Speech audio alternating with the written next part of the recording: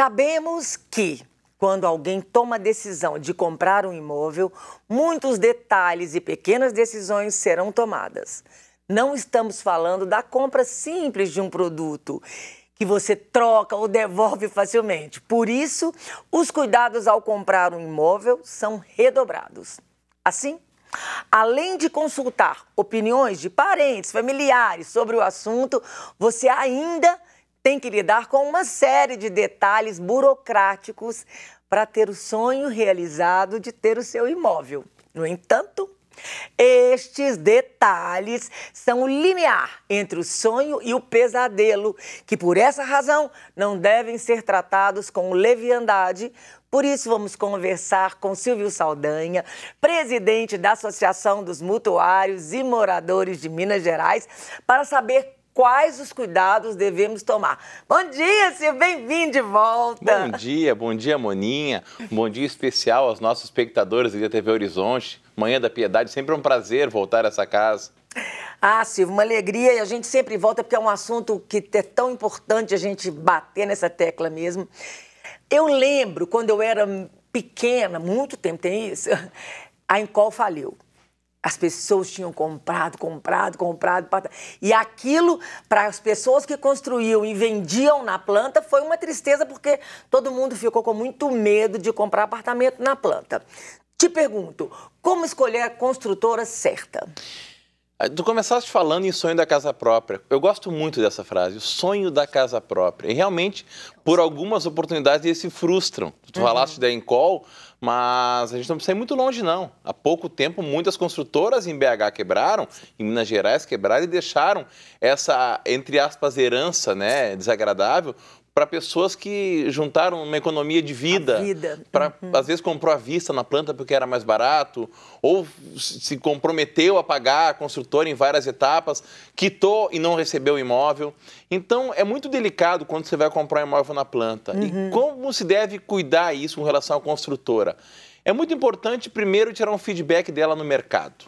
Quem é essa construtora? Qual o currículo dela? O que ela já construiu?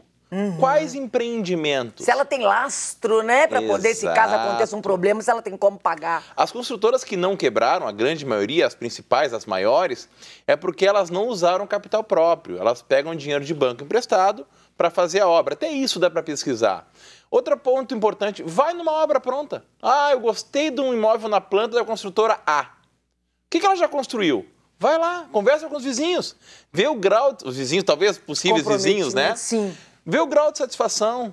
Foi legal, eles construíram certinho, como é que ficou o acabamento, entregaram na data certa, não teve nenhuma surpresa desagradável. E se teve alguma surpresa, se eles se foram práticos viagens para resolver, e depois aí tu pode verificar a documentação, né? Ver o CNPJ da construtora, ver quem são os sócios, pesquisar o histórico, e aí sim você cuida mais da parte de documentação. Entendi. Mas é muito importante e muito detalhe para se observar, para realmente não se frustrar. Agora, a hora das construtoras brigarem comigo. Tem muita oferta no mercado. Tem. Muita oferta. Muitas vezes, Moninha, você compra um imóvel pronto e já entra no imóvel pagando menos que o imóvel na planta. Porque o imóvel na planta você demora para receber, né? Ele vai demorar o tempo da construção. Você vai pagar juros naquele período, correção naquele período. E às vezes fica muito mais caro do que o imóvel pronto. Então, dá sim para comprar na planta, para quem não tem condição de pagar à vista, mas dá para comprar pronto também. O bom na planta é porque às vezes a pessoa pode fazer do jeito dela, tirar uma parede, ali eles autorizam alguma coisa de mudar, assim, fazer um apartamento do seu jeito mesmo, né? Talvez, eu acho, pelo que eu estou percebendo, seria só isso mesmo. Dependendo da construção, não. Tem construções mais modernas, autoportantes, que não se pode mover paredes, não se pode mexer paredes, não pode nem colocar um quadro na parede. São aqueles que vêm com as paredes prontas? Os blocos. Então, até isso tem que se cuidar. Mas, às vezes, no imóvel pronto, eu não estou fazendo defesa, bandeira, não, a gente está conversando. Eu estou gerando as opções. Muitas vezes, até no imóvel pronto, você consegue fazer modificações. Sim. Ah, vou adaptar minha cozinha, abrir a parede, fazer uma cozinha americana, né? Deixar o quarto maior, fazer um closet. Até no próprio imóvel pronto, às vezes você consegue essas benfeitorias, vamos dizer assim, essas melhoras. Entendi. E, Silvio, quais são os documentos que devemos, de cara, averiguar para saber se o imóvel está direitinho, está tudo certo? O primeiro documento chama-se matrícula do imóvel. Eu comparo ela com a certidão de nascimento. Quando a gente nasce, nós temos uma certidão de nascimento. Tudo que ocorre na nossa vida, casou, separou, vai registrado ali. A matrícula do imóvel é a mesma coisa. Tem tudo informado ali. Quem construiu, quem vendeu, quem comprou, se tem alienação, se está quitado, porque às vezes você vai comprar um imóvel de terceiros e está financiado. Aí você tem que assumir o saldo devedor. Então, primeiro documento fundamental, matrícula do imóvel. Como que a gente consegue a matrícula? É um documento público. É só ir no registro de imóveis da cidade. Tem cidades que tem mais de um, aí você tem que pesquisar por zona, né? A matrícula vale por 30 dias e você pede, vai pagar uma taxa, tem cartórios que cobra 20, 25, 30 reais. E com esta matrícula você vai saber a vida do imóvel. E aí depois, se você for comprar, claro, vai ter que ver as questões de contas de consumo, impostos, condomínio, né? Para ver se está tudo regular, para não ter nenhuma surpresa desagradável se o imóvel já existir. Se for imóvel na planta é mais simples, é construção, é a matrícula e o registro de incorporação. Entendi. E aí, Silvio, como que deve ser feito o contrato de compra e venda, assim? Às vezes o contrato ele tem umas pegadinhas, de uma forma simples, uma pessoa que não entende, completamente leigo. Tem que ter sempre um advogado junto? Primeiro eu vou te responder o que não deve se fazer na hora do contrato. Melhor. Pegar da internet. O que eu vejo de pessoas pegando modelos prontos de internet... E copiando e colando. E copiando e colando, às vezes nem altera a informação. Eu sempre brinco que o contrato é um contrato com um trato. É um ato de mútuo interesse com um trato, com um acordo. Então, tudo que for combinado, valores, forma de pagamento, entrega do imóvel, condições, tem que estar no contrato. Tem que ser um contrato bem feito, bem redigido. Claro, pode usar profissional da área, pode usar um corretor de imóveis, um advogado, uma instituição, a própria associação dá esse suporte lá de análise sem custo nenhum. Mas é importante sim verificar e depois registrar firme em cartório. O contrato em si é uma promessa de compra e venda. Depois tem a escritura, que aí é a compra definitiva. Mas desde a primeira etapa, que é cuida da documentação, cuida do contrato e depois da escritura, é muito interessante procurar um profissional. Mesmo que ele cobre, tem profissionais que cobram, a gente sabe, cobre lá meio salário mínimo, um salário mínimo, às vezes é o barato que sai caro essa economia, tá? É muito importante. Qualquer cláusula mal redigida abre brecha depois para não discutir. Abre brecha para advogado treinado. Mas eu não te prometi 60 dias, não te prometi posse, não te prometi imóvel desse jeito. Se não está no contrato, não tem como provar. Como cobrar. Até tem, vai discutir, mas a gente conversou por rede social, por WhatsApp, vai gerar um conflito à toa. Exatamente. Então, falando disso, dessas pegadinhas que podem ter, qual a pegadinha, assim, que a gente tem que ficar atento para não cair? Valor que vai pagar, se tem correção, forma de pagamento, data da entrega do imóvel. Isso é muito importante. Cláusula de pagamento e cláusula de entrega. Cláusula de entrega. Porque, às vezes, coloca no contrato, vou entregar o imóvel para a Moninha 30 dias após a assinatura desse documento, ou após a quitação da parcela do banco, ou após o registro de imóveis. Cada uma dessas informações são períodos diferentes.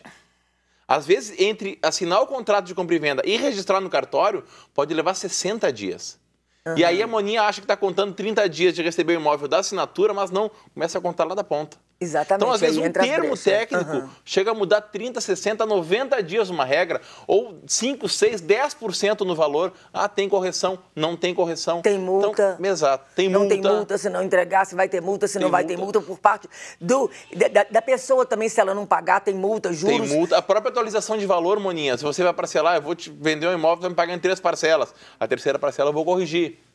Mas não está no contrato, ou está no contrato, ou não dizia qual o índice de correção. Entendi. Gente, é muito importante deixar tudo Precisa de ter o índice claro. Também. O ideal, o índice de correção da poupança mais usado? É o mais justo, né? Dentro do mercado imobiliário, nos últimos anos, aí, vamos botar os últimos 2 anos, o maior problema é o IGPM. O IGPM é o índice de aluguel. O IGPM vem dando, na média acumulada, 20% a 22% ao ano. Imagina aumentar um aluguel 20% ao ano. Quem é que teve esse aumento real no seu salário? Ou nos seus proventos? Ninguém. Então, o mais justo hoje, o mais equilibrado é TR, ou tem contratos que fazem um limitador. Olha, eu vou te aplicar o IGPM, mas limitado a 6% ao ano. Se o IGPM der menos de 6, né? Mais de 6, aplica o 6. Se ele der menos, fica no IGPM. Então, Escolhe o índice com um limitador para não ter surpresa desagradável. A gente falou da construtora e aí eu estou olhando um imóvel com a imobiliária. E como eu verificar também a idoneidade da imobiliária? A imobiliária tem um responsável técnico, né? Tem um corretor de imóveis credenciado pelo CRECI, Conselho Regional de Corretores de Imóveis. Então, primeira coisa, pergunta qual o número do CRECI dele. Mesmo que faça com um advogado, qual o número da tua OAB? Qual o número do teu CRECI? E aí você verifica no órgão, mesmo regulador, essa pessoa é idônea, é correta, tem alguma queixa aí de má postura, má conduta, né? Isso tudo pode ser olhado verificado. pelo número do CRECI. CNPJ da corretora ou CPF do corretor, se o corretor não tiver uma empresa, pode pesquisar hoje simples na internet, se o cara tem muito processo contra ele, de cliente porque ele não ter cumprido o contrato, ou por ter cobrado errado, ou por não ter feito a intermediação correta, também é público. Então hoje, graças ao acesso fácil à informação, também dá para buscar todo esse conjunto aí de elementos na hora de saber se a imobiliária é idônea, correta e o corretor é uma pessoa apta a fazer isso. Entendi. A gente estava falando do pagamento, né? Quero voltar no pagamento. Se existe, assim, uma forma de combinar o pagamento que seja perigosa? Tem sim. Eu já vi pessoas transferirem o financiamento. Por exemplo, você tem um imóvel que hoje está financiado pelo banco. E aí você já pagou uma parte. Então eu te pago essa parte, que a gente chama de chaves. A maninha já pagou 30 mil. Eu dou 30 mil para a maninha. E esse imóvel eu fico pagando prestação em nome dela, ao invés de transferir. Isso é muito perigoso. Mas por quê? Aí tá rendendo esses 30 mil em outro lugar? Não. 30 mil eu te paguei. O imóvel é teu. Aí tu já pagou 30 mil e tu tem um financiamento ainda para pagar pro banco. Para continuar. Mas tu me vende ele só pelas chaves. Silvio, me devolve os 30 que eu já paguei e assume aí a dívida e fica com o imóvel. Entendi. Só que eu assumi a dívida no teu nome. Assumir dívida no nome terceiro... Aí a pessoa não pagar, sou eu que vou... Você é prejudicado. Entendi. Fica com restritivo, Mas não por que acontece isso? Porque o fato de trocar o nome... Paga aí nessa mudança, vai pagar, tem custo? Além de pagar o imposto, tá? O banco tem que avalizar, porque o banco é o credor, tem que ter renda comprovada, não pode ter restrição. E aí, muitas vezes, as pessoas utilizam, a gente chama de contrato de gaveta, contrato de compra e venda, né? As pessoas utilizam esse mecanismo, eu preciso me livrar do problema, e você não tem como assumir. Então, assume do meu jeito, pega o meu nome aí e fica pagando. As pessoas não têm ciência do grau de risco que ocorre nessa transação. Então, esse é o grande problema hoje no mercado imobiliário, tá? É você repassar esse imóvel para terceiro e não pedir para transferir. Vendeu, se livra da obrigação. E não só imóvel, IPTU, contas de consumo, tudo, né? Porque tudo pode gerar... Seu nome. Você está dando um crédito, você está cedendo o seu nome para um terceiro que, se não pagar... poxa, tá ok, se ele não pagar, ele perde imóvel. Mas daqui a pouco o cara ficou lá no imóvel 4, 5, 6 anos por 30 mil, para ele foi um baita negócio. Então, mesmo que tenha um imposto alto, é sempre melhor passar para o nome de quem está morando lá. Sempre. Transfere o compromisso. Se você vendeu para um terceiro, transfere tudo para ele. A obrigação, as contas de consumo, ele assume dali para frente e ele resolve. Ou ele quita através de novo financiamento, ou só transfere a titularidade do financiamento, mas você não deixa o seu nome no negócio. Entendi. Estou comprando um imóvel e não pode vender, porque o prédio está em construção e é como se fosse de condomínio. Aqueles que acontecem só pode vender no final. Estou querendo comprar, faço um contrato de gaveta. Esse contrato de gaveta ele não tem validade nenhuma?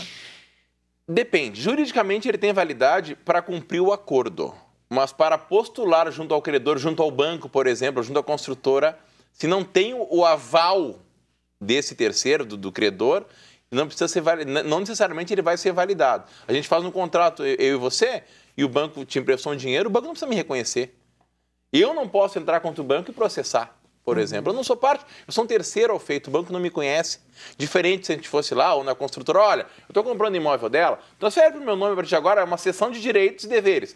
Tudo que ela tinha de direito e de dever, eu assumo agora. E aí sim, está validado dessa maneira. Entendi. Do contrário, não. Fora isso, não. Só o que foi combinado. Aí vai ter a validade só de a gente ter a nossa palavrado documentado e eu sim cumprir. Normalmente, esses casos aí, se a pessoa cumprir regular e pagar certinho as parcelas até o final, no final ela vai querer transferir. E aí só tem uma obrigação de eu ir lá e transferir para ela no final. Mas fora isso, é um contrato de muito risco. É de muito risco, gente. Na questão do financiamento, o que eu devo fazer para não atrasá-lo? A gente já conversou várias vezes disso aqui. E o financiamento ele é muito delicado, porque a legislação é muito agressiva. Hoje, se você atrasar 3 ou mais parcelas, o banco te toma o imóvel e você perde, além do bem, tudo que pagou. Então é muito importante. Hoje tem várias formas de você buscar soluções quando perceber ali na frente já não vai conseguir pagar a parcela. Vai no banco, pede uma pausa de pagamento. Está com parcela atrasada, pede uma incorporação. Pode mudar de banco, chama-se portabilidade de crédito. Às vezes o teu banco tem uma taxa de juros, aí um custo de juros de 10% e o outro banco te oferece a 8%.